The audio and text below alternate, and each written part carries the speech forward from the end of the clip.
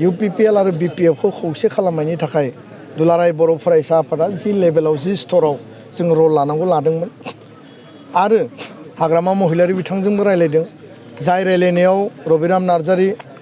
खाम्फा बरगयारि आरो एबसुनि गाहाय नेहाथारि खनिन बसुमतारि दङमोन खोब पजिटिभलि बिथाङाबो बुंदों जे ज'यै आवगायलांनायाव बुजाबुजि खालामनायाव आंहाबो पूर्ण समर्थन दङ नोंसोर रायलायलांबाय था आरो मानगोनां प्रमद बर' बिथांजोंबो जों रायलायदों बिथांजों रायलायनायाव बिथाङाबो बुंदों जे खौसेथिनि थाखाय आं जेब्लायबो पजिटिभ बेनिखायनो खेबथाम खेबब्रै दिल्लीयाव सिलिगुरियाव धालिगावआव क'क्राझाराव गुवाहाटीयाव रायलायनाय जादोंमोन आरो फैबाय थानाय 15 आगस्टनि उन सिगां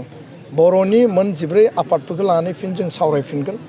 मोन्नैबो हान्जानिसिम जोंनि मेसेजआ क्लियार जे बबेबा नङा बबेबा स्तराव दैदेनगिरिफोरनि गेजेराव सावरायफिनलायनायनि परिबेस खालामलायनो हायो नामा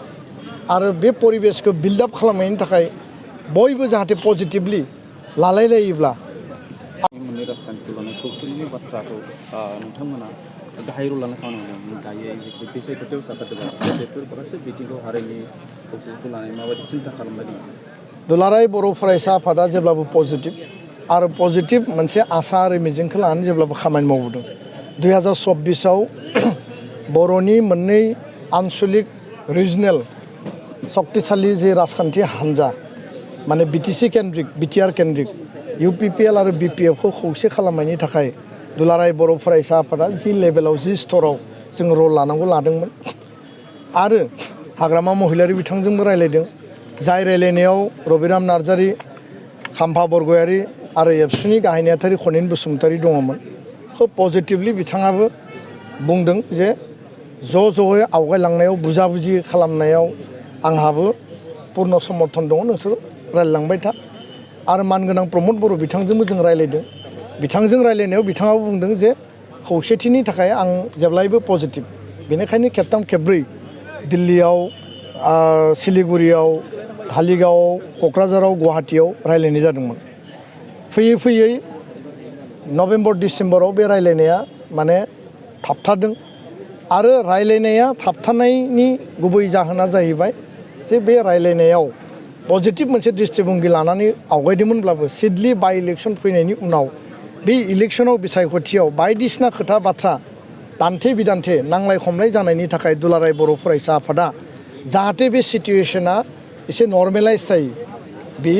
रेस्ट्रेन्ट जालायनांगौनि थाखाय जों आपिल खालामदोंमोन फैयै फैयै दा BTC इलेक्सन फैगासिनो दङ 1.5-2 मासनि उनावनो जागोन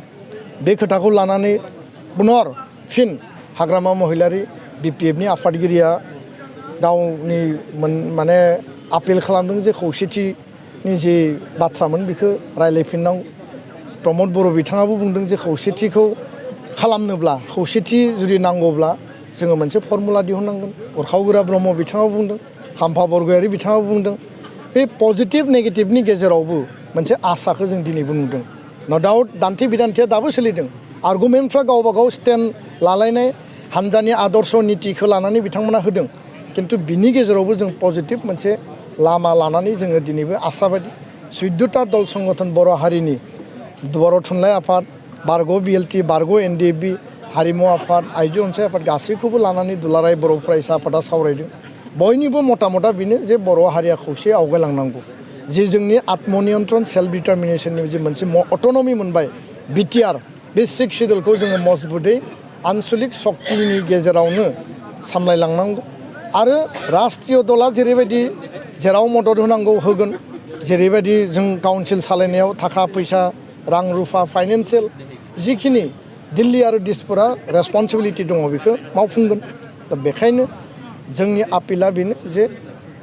जाहाथे दान्थे बिदान्थेनि गेजेराव जाहाथे आक्रमण आरो प्रत्याक्रमणनि गेजेराव खौसेथिनि आधारा जेब्लाबो थायो आरो फैबाय थानाय 15 आगस्टनि उन सिगां बर'नि मोन 14 आफादफोरखौ लानानै फिन जों सावरायफिनगोन मोन्नैबो हान्जानिसिम जोंनि मेसेजआ क्लियार जे बबेबा नङा बबेबा स्तराव दैदेनगिरिफोरनि गेजेराव सावरायफिनलायनायनि परिबेस खालामलायनो हायो नामा आरो बे परिबेसखौ बिल्ड आप खालामनायनि थाखाय बयबो जाहाथे पजिटिभलि लालायलायोब्ला आरो 30टा गुबुन गुबुन हारिनि दल संगठनफोरखौ लानानै जे CBTR आफाद दङ बिथांमोनजोंबो जों सावरायगोन दा बेखायनो आपिला जेब्लाबो थागोन मिडियायाव जि आपिल बास्तबावबो बेनो आरो टेबोलावबो बेनो दुलाराय बर' फरायसा आफादा जोङो बुंनायनिख्रुइ प्रेक्टिकेलि बांसिन खामानि मावो आरो प्रेक्टिकेल फिल्डआव खामानि मावनो थाखाय दैदेनगिरिफ्रा मोननै दोलोनि दैदेनगिरिफ्रा टप मोस्ट लिडारफ्रा जुदि बयबो एग्रिब्ला बिथांमोना आवगायबोनांगौ जों अलवेज रेडि आरो बे खोथाखौनो आं बुंबाय जे मोननै दोलोनि दैदेनगिरिफोरनियाव बा मोनथाम दोलोनि दैदेनगिरिफोरनियाव बिनि बिबाना बिसोरनि कर्टआवसो बांसिन थागोन खारन बिथांमोननि निति आदर्श बिथांमोननि दोलोनि सिद्धान्तआ मा बुङो बे निति आदर्श दोलोनि सिद्धान्तनि सायाव सोनारगोन आरो कुनु क्षमता केन्द्रिक कुनु माने हिसाब निकासनि कन्डिशना फार्स्टआव प्रायरिटि फैनाङा फार्स्टआव सावरायनाया जाग्रोनांगौ बिनि उनावसो बाखि हिसाब निकास बाखि फर्मुला एजेन्डा खोथाया फैगोन गोजोन्थों